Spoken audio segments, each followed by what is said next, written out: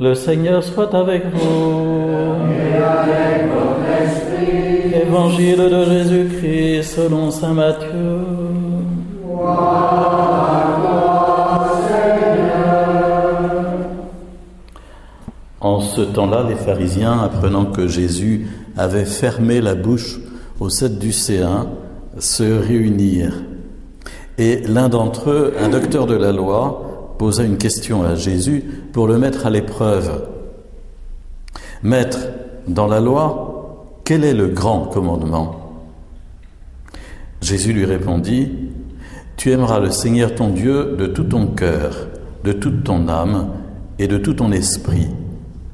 Voilà le grand, le premier commandement. Et le second lui est semblable, tu aimeras ton prochain comme toi-même. De ces deux commandements dépend toute la loi, ainsi que les prophètes. » Mettre les textes bibliques dans leur contexte et vous vous souvenez peut-être que ces derniers dimanches, nous avons entendu des paraboles, en particulier 3 paraboles. La parabole des 2 fils, vous avez celui qui dit oui mais qui ne fait pas, et celui qui dit non mais qui y va quand même. La parabole des vignerons homicides, deuxièmement, qui vont tuer tous les prophètes, tous les envoyés, et y compris le fils. Et puis, troisièmement, la parabole du festin de noces, des invités au festin de noces, et puis de celui qui était entré sans avoir le vêtement de noces. Vous vous souvenez, nous avons entendu ces 3 paraboles dans les dimanches précédents. Et ensuite, il y a 3 questions qui sont posées à Jésus. La question de l'impôt dû à César, faut-il payer oui ou non l'impôt? Et on nous disait clairement dans l'introduction qu'il voulait prendre Jésus au piège en le faisant parler. Et puis il y a aussi un épisode, mais que nous n'avons pas lu cette année, qui est celui d'une question posée sur le divorce. Et enfin, 3e question, c'est la question qu'on vient d'entendre, dans la loi, quel est le grand commandement? Voilà. C'est intéressant de regarder dans sa Bible pour voir la succession, le mouvement de la parole de Dieu, parce que la liturgie nous donne évidemment que des extraits. Et si ce pharisien pose à Jésus la question « Quel est le grand commandement ?», c'est parce que c'était un débat qu'ils aimaient faire entre eux et qui les amusait, parce qu'ils aimaient bien débattre. Et vous savez que si vous regardez le matin à la télévision l'émission juive, vous constaterez ça, comment les Juifs ont ce don pour pouvoir parler autour de la parole de Dieu et puis regarder, éplucher, etc. Eh bien, ils aimaient bien débattre sur cette question, mais c'est aussi parce qu'à l'époque de Jésus, il y avait comme une sorte de forêt invraisemblable, de maquis, de commandements, 613 commandements, 613, les uns des préceptes positifs, d'autres des préceptes négatifs, les uns importants, les autres totalement secondaires, sur des bricoles. Et évidemment, les pharisiens connaissaient tout ça par cœur et essayaient, en tant que juifs pieux, d'appliquer ça au plus près.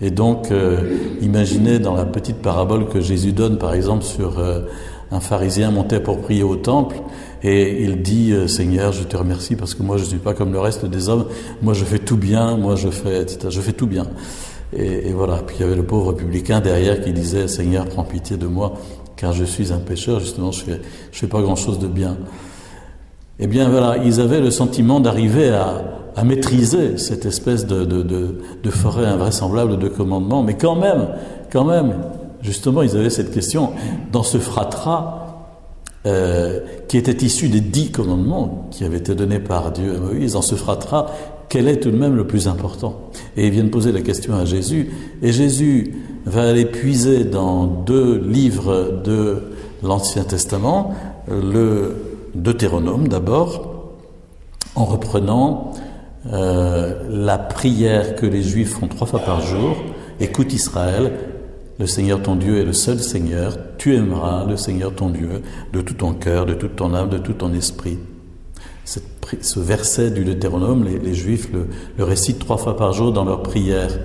Et Jésus va aller chercher ce verset en disant, voilà, le plus important c'est cela, c'est d'engager toute sa vie, tout son cœur, toute son âme, tous ses actes dans l'amour de Dieu. Et Jésus ajoute, en mettant sur le même plan et sur le même pied, il y en a un second qui lui est semblable, tu aimeras ton prochain comme toi-même. Et il va chercher ce commandement dans le livre, je crois, du Lévitique. Et on a entendu en première lecture un écho assez lointain sur tu aimeras ton prochain comme toi-même, sur la question des immigrés, c'est-à-dire de ceux qui n'ont pas des touristes qui passaient, qui en Orient sont toujours accueillis à bras ouverts avec une hospitalité proverbiale, mais les immigrés qui restent et qui demeurent. Et il est dit dans le code de loi qu'on trouve dans la Bible, rappelle-toi que toi-même tu as été immigré, rappelle-toi et fais pour eux ce que tu as reçu toi-même, fais de même pour eux. Eh bien, la première lecture fait écho à ce commandement de l'amour du prochain, tu aimeras ton prochain comme toi-même. Donc on pourrait dire qu'aujourd'hui on fait un peu de mathématiques, 613, et puis 1 égale 2. C'est-à-dire il y a un seul amour, mais 2 commandements. Et Jésus nous dit que les 2 commandements sont importants, essentiels, l'un et l'autre. Si bien qu'on peut vérifier l'un par l'autre. C'est-à-dire, je ne sais pas si j'aime Dieu, je ne sais pas vraiment si j'aime Dieu de tout mon cœur. Eh bien, je peux le vérifier en regardant si j'aime mon prochain comme moi-même. Et si je ne sais pas très bien comment m'appliquer à aimer Dieu de tout mon cœur, je peux au moins concrètement essayer de m'appliquer à aimer mon prochain comme moi-même. Et quand on traverse des périodes dans nos vies où on est un peu perdu, pour des raisons X, Y, Z, au fond, on peut tout à fait simplifier toute chose en se disant, si j'essaie dans mes actes de vivre l'amour de charité, je suis vraiment dans le droit fil de la parole de Dieu, je suis là où je dois être. C'est vraiment la certitude que j'aime Dieu aussi.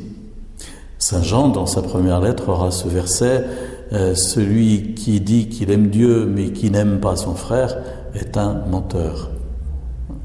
Et c'est la raison pour laquelle Jésus met ces 2 commandements à égalité en quelque sorte, et qu'il nous dit que de ces 2 commandements dépend toute la loi, les 10 commandements de Moïse, ainsi que les prophètes, les exhortations à les vivre dans le concret de l'époque traversée par le peuple de Dieu. De ces 2 commandements dépendent toute la loi ainsi que les prophètes. Il est peut-être bon de réentendre cet évangile aujourd'hui pour nous redire que, voilà, pour nous, l'essentiel dans notre vie chrétienne, c'est pas le bien-être, c'est pas de chercher la santé à tout prix, d'être bien dans nos baskets, etc. L'essentiel, c'est d'essayer d'aimer Dieu de tout son cœur, de s'y appliquer, et donc de ne pas omettre effectivement l'adoration qui lui est due et à lui seul, et de le vérifier par notre amour du prochain le plus proche, là où nous sommes, avec tout ce que ça peut avoir de râpeux, de difficile, de compliqué quelquefois, mais là au moins nous sommes assurés de marcher sur un sol tout à fait solide. Nous sommes vraiment dans la vérité et au cœur de l'Évangile. Alors je ne sais pas très bien qu'est-ce que les pharisiens en ont pensé, mais pour nous, nous savons que Jésus a donné écho à ces 2 commandements dans sa vie personnelle, en redisant à ses disciples, je vous donne un commandement nouveau, aimez-vous les uns les autres comme je vous ai aimé. Ce commandement est nouveau, pourtant Saint Jean écrira dans sa lettre ce n'est pas un commandement nouveau, c'est un commandement ancien, mais voilà, il est quand même nouveau parce que, au fond, Jésus l'a pleinement incarné dans sa vie, en donnant sa vie pour nous. Je vous donne un commandement nouveau, aimez-vous les uns les autres comme je vous ai aimé.